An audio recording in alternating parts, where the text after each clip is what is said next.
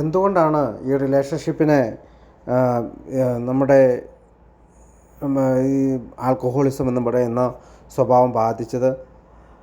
കാരണം നമ്മൾ പ്രത്യേകിച്ച് ഷിബു എന്ന് പറയുന്ന ഞാൻ ഒരു നാടക നടനെ പോലെ തന്നെയായിരുന്നു. കാരണം ഞാൻ ഓർക്കുന്നുണ്ട്, എൻ്റെ വസ്ത്രധാരണം തന്നെ, പ്രത്യേകിച്ച് വെള്ളയുള്ള വസ്ത്രവും ഷർട്ടുകൾ, മിക്കവാറും വെള്ള കളറുകളുള്ള ഷർട്ടുകൾ ഇടുക, ബ്ലാക്ക് പാൻസ് അല്ലെങ്കിൽ ബ്ലാക്ക് ജീൻസൊക്കെ ആയിരുന്നു കൂടുതലിഷ്ടം. അങ്ങനെ ഇട്ട്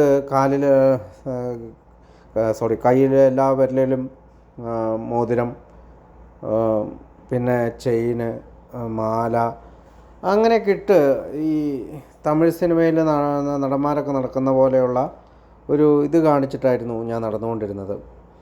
അപ്പോൾ എൻ്റെ ആ നടപ്പിൽ ഞാൻ പുറമെ വളരെ എല്ലാവരോടും വളരെ സ്നേഹവും കരുണയൊക്കെ പ്രകടിപ്പിക്കുമ്പോഴും ഉള്ളിൻ്റെ ഉള്ളിൽ ഞാനൊരു നടനായിരുന്നു. ഞാനൊരു വർക്ക് ഹോളിക്കുമായിരുന്നു. കാരണം ഞാൻ 10ാം ക്ലാസ്സിൽ വെച്ച്, ഞാൻ എൻ്റെ ഷെയറിങ്ങിൻ്റെ സമയത്തൊക്കെ പറഞ്ഞിട്ടുണ്ട്, 10ാം ക്ലാസ്സിൽ വെച്ച് ഓരോ ജോലികളൊക്കെ ചെയ്ത് എങ്ങനെയെങ്കിലും ബിസിനസ്സൊക്കെ ചെയ്ത് പണം ഉണ്ടാക്കുന്നത് ഒക്കെ ഞാൻ ഓർക്കുകയാണ്. അപ്പോൾ എന്തൊക്കെ ചെയ്താലും മറ്റുള്ളവരിൽ നിന്ന് കൂടുതൽ ഡിമാൻഡ് ചെയ്യുന്ന, അല്ലെങ്കിൽ മറ്റുള്ളവരെന്നെ സ്നേഹിക്കണം, മറ്റുള്ളവരെന്നെ പരിഗണിക്കണം, അല്ലെങ്കിൽ ഇപ്പോൾ എൻ്റെ ബിസിനസ് പാർട്ട്നേഴ്സ് എന്നോട് കൃത്യമായിട്ട് പെരുമാറണമെന്നുള്ള ഒരുപാട് ഡിമാൻഡുകൾ വെച്ച് നിന്ന ഒരാളായിരുന്നു ഞാൻ.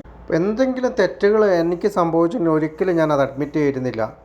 മറ്റുള്ളവരാണ് കുറ്റക്കാർ, അല്ലെങ്കിൽ എൻ്റെ പാർട്ട്നേഴ്സ്, എന്തെങ്കിലും ബിസിനസ്സിന് എന്തെങ്കിലും പറ്റിയാൽ എൻ്റെ പാർട്ട്നേഴ്സാണ് കുറ്റക്കാർ, എൻ്റെ വീട്ടിലെന്തെങ്കിലും പറ്റിയാൽ എൻ്റെ വൈഫാണ് കുറ്റക്കാർ, അല്ല അമ്മയാണ് കുറ്റക്കാർ എന്ന് പറയുന്ന ഒരു രീതിയിലുള്ള മറ്റുള്ളവരെ ബ്ലെയിം ചെയ്യുന്നതിന് ഞാൻ ഇപ്പോൾ എന്തെങ്കിലുമൊക്കെ തെറ്റുകൾ എൻ്റെ ജീവിതത്തിൽ സംഭവിക്കുമെങ്കിലും കൂടുതൽ കാര്യങ്ങളിൽ മറ്റുള്ളവരെ ബ്ലെയിം ചെയ്യുക, മറ്റുള്ളവരെ കുറ്റപ്പെടുത്താനുള്ള ഒരു മനോഭാവമായിരുന്നു ഞാൻ കാട്ടിയിരുന്നത്. ഒരു ദേശീയ സ്വഭാവമുള്ള, അല്ലെങ്കിൽ ഇൻഡിഗ്നൻറ്റ് സെൽഫ് പിറ്റിയിങ് എന്നാണ് ഇംഗ്ലീഷിൽ പറയുക. അപ്പോൾ സ്വയം സഹതാപത്തിലും കോപിഷ്ഠനായ ധാർമ്മിക രോഷമുള്ള ഒരാളായിട്ട് ഞാനൊക്കെ പെരുമാറിക്കൊണ്ടിരുന്നു.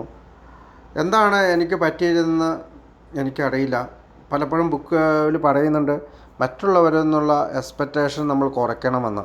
അപ്പോൾ അത് മെമ്പറായിക്കോട്ടെ, കൂട്ടുകാരായിക്കോട്ടെ, വീട്ടുകാരായിക്കോട്ടെ, ജോലി സ്ഥലങ്ങളിലായിക്കോട്ടെ, അതെനിക്ക് പലപ്പോഴും ഗുണമായിട്ടുണ്ട്. കാരണം മറ്റുള്ളവർ എന്നെ ഇങ്ങനെ കരുതുന്നുണ്ട്, അല്ലെങ്കിൽ എന്നോട് ഇങ്ങനെ സംസാരിക്കുമെന്നുള്ള എക്സ്പെക്റ്റേഷൻ കുറയ്ക്കുന്നതാണ് എനിക്ക് കൂടുതൽ നന്നാവുക. അപ്പോൾ എൻ്റെ ഒരു സെൽഫ് സീക്കിംഗ് മെൻറ്റാലിറ്റി, അല്ലെങ്കിൽ സെൽഫ് സീക്കറായിട്ടുള്ള സ്വയം സ്വാർത്ഥപരമായ ഒരു ചിന്താഗതിയുള്ള എന്നിൽ നിന്ന് അത് പഴയ ഷുബുവിൽ നിന്ന് പുതിയ ഷുബുവിലേക്കുള്ളൊരു യാത്രയ്ക്കായിട്ടാണ് ഈ അൺമാനേജബിലിറ്റിയെക്കുറിച്ച്, സ്വാർത്ഥതയെക്കുറിച്ച് ആൽക്കഹോളിക്സ് അനോണിമസ് എന്നെ പഠിപ്പിക്കുന്നത്.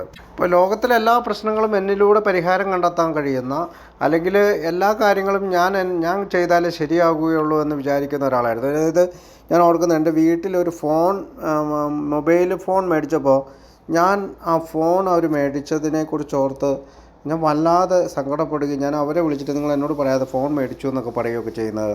അത്രയ്ക്കും സ്വാർത്ഥൻ. അതായത് ഒരു മനുഷ്യനും ഒരു പേഴ്സണൽ സ്പേസ് കൊടുക്കുകയോ, അല്ലെങ്കിൽ അവർക്ക് അതെൻ്റെ വീട്ടിലെ കാര്യമാണ്, അത് എൻ്റെ വൈഫ് മേടിച്ചല്ല, എൻ്റെ വീട്ടിൽ എൻ്റെ സഹോദരിമാർ 2 പേര് ഫോൺ മേടിച്ചപ്പോൾ എന്നോട് പറഞ്ഞില്ലെന്നൊക്കെ പറഞ്ഞ് ഞാനത് വല്ലാതെ പ്രശ്നമാക്കുകയൊക്കെ ചെയ്തിട്ടുണ്ട്. ഇന്ന് ഞാനത് ചെയ്യുന്നില്ല. കാരണം അതെനിക്ക് കൃത്യമായിട്ട് അറിയാം. അവരിപ്പോൾ ഏത് ഫോണാണ് ഉപയോഗിക്കുന്നത് പോലും നമുക്ക് അറിയേണ്ട കാര്യമില്ല. നമ്മൾ വിളിച്ചാൽ അവരെ സംസാരിക്കണം, അത്രയുള്ളൊരാവശ്യം മാത്രമേ നമ്മൾ പെരുമാറുള്ളൂ. അപ്പോൾ മറ്റുള്ളവരുടെ കാര്യത്തിലേക്ക് വല്ലാതെ ഇടിച്ചു കയറുന്ന ഒരു ബുക്കിലൊരു ഭാഗത്ത് പറയുന്നുണ്ട്, മറ്റുള്ളവരുടെ ജീവിതത്തിലേക്ക് അടിച്ചു കയറുന്ന കൊടുങ്കാറ്റ് പോലെ ആഞ്ഞടിക്കുന്ന ഒരാളായിട്ട് ഞാൻ തീർന്നിരുന്നു. അപ്പോൾ നമ്മളോടൊപ്പം പ്രവർത്തിക്കുന്നവരും ഈ തരത്തിൽ പെരുമാറണമെന്നുള്ള ഒരാഗ്രഹം, അതിനാണ് അവിടെ ഒരു വാക്ക് പറയുന്നത്, മറ്റ് സഹനടന്മാരും ഈ രീതിയിൽ പെരുമാറണമെന്ന് നമ്മൾ ആഗ്രഹിക്കുന്നുണ്ട്. അപ്പോൾ ഈ നാടക നടനെ പോലെയുള്ള ഒരാളായതുകൊണ്ട് തന്നെ ഒരു സ്ഥലത്തും എനിക്ക് സംതൃപ്തി കിട്ടിയിരുന്നില്ല. ഒരു കല്യാണ വീട്ടിൽ പോയാൽ ഞാൻ എന്തൊക്കെയാണ് ചെയ്യുന്നത് എന്ന് നമുക്ക് തന്നെ അറിയത്തില്ല. അപ്പോൾ വൈഫൊക്കെ മിക്കവാറും മുൻകൂട്ടി പറയുകയൊക്കെ ചെയ്യും, അവിടെ പോയി കുടിക്കരുത്, എനിക്ക് നാണക്കേട് ഉണ്ടാക്കരുതെന്നൊക്കെ പറയുമെങ്കിലും നമ്മളവിടെ പോയിട്ട് പെട്ടെന്ന് തന്നെ രംഗം ഏറ്റെടുക്കും. ഇപ്പോൾ ഫുഡൊക്കെ വിളമ്പുകയൊക്കെ ആണെങ്കിൽ നമ്മൾ പോയി ഫുഡ് വിളമ്പുന്നു, അവിടുത്തെ കാര്യങ്ങൾ നോക്കുന്നു, എല്ലാ കാര്യങ്ങളും ചെയ്യുന്നു. അങ്ങനെ ഒരു ഓവറായിട്ട് അവിടെ ഒരു പ്രദർശന പരമായിട്ടുള്ള കാര്യങ്ങൾ ചെയ്യുന്നു. അപ്പോൾ ഞാൻ ഓർക്കുകയാണ്, ഞാൻ എൻ്റെ ഒരു കൂട്ടുകാരന്, എൻ്റെ കൂടെ നഴ്സിംഗ് പഠിച്ച ആളാണ്. അപ്പോൾ അയാൾ ഒരു ബൈക്ക് ആക്സിഡൻറ്റിൽ, കൊച്ചിയിലൊരു ബൈക്ക് ആക്സിഡൻറ്റിൽ മരിച്ചു. ആ സമയത്ത് ഞാൻ ബാംഗ്ലൂർ ജോലി ചെയ്യുകയാണ്. അപ്പോൾ ബാംഗ്ലൂരിൽ നിന്ന് ഞാൻ ഇതറിഞ്ഞ ഉടനെ തന്നെ കാറെടുത്ത് ഞാൻ 2-3 കൂട്ടുകാരൊക്കെ ആയിട്ട് അവിടെ മുതലേ കുടിയാണ്. നാട്ടിലേക്ക് കാലടി ഭാഗത്താണ് അവൻ്റെ വീട്, വല്ലത്താണ് അവിടെ. അപ്പോൾ ഞാൻ അവിടെ നിന്ന് വല്ലം വരെ എത്തുന്നതിന് മുമ്പ് ഒരു ഇന്ന ബാറിൽ കയറി കുടിച്ച് അവൻ്റെ ശവടക്കിൻ്റെ ഏകദേശം 3 മണി 4 മണി വൈകുന്നേരം ആയപ്പോഴത്തേക്കാണ് ഞാൻ അവിടെ എത്തുന്നത്.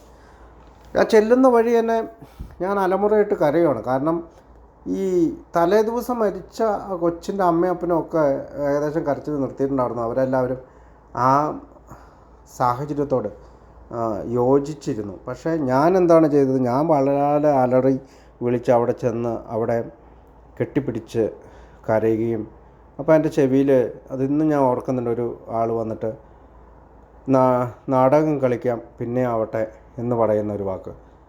നാടകം കളിക്കാം പിന്നെ ആവട്ടെ, അത് തന്നെയാണ് ഞാൻ, ഒരു നാടക നടൻ. സത്യത്തിൽ അയാൾ പറഞ്ഞത് എത്ര സത്യമായിരുന്നു. കാരണം പിന്നീടുള്ള ഒരുപാട് ശവടക്കിൽ ഞാൻ എയിൽ വന്നതിനൊക്കെ പോയിട്ടുണ്ട്.